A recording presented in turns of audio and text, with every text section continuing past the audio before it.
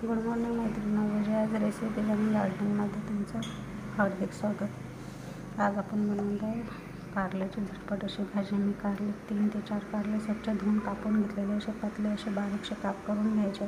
त्यासाठी लागणारे कमी साहित्य: लाल तिखट, हळद, जिरं, मोहरी आणि तेल।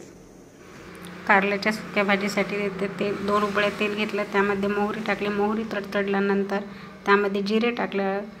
जिरे तडतडल्यानंतर त्यामध्ये अर्धा चम्मच लाल तिखट, थोडीशी हळद आणि आपले कारल्याचे कापलेले काप यामध्ये टाकून मिक्स करून घ्यायचे।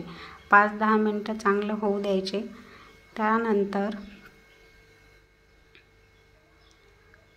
चवीनुसार मीठ टाकून याला परत 5-10 मिनिटं कारल्याच्या भाजीला शिजू द्यायचे। कारल्याच्या भाजीमध्ये पाणी अजिबात टाकायचे नाही, वाफेवरच हे कारल्याची भाजी मस्त होते।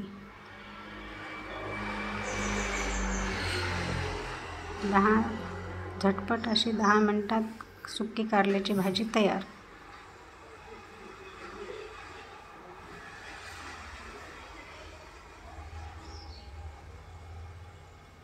हे बघा मैत्रिणींनो, आपली कारल्याची भाजी तयार झालेली आहे झटपट अशी। एकदा ट्राय करा। आवडल्यास नक्की व्हिडिओला शेअर करा, कमेंट करा आणि सबस्क्राईब करा।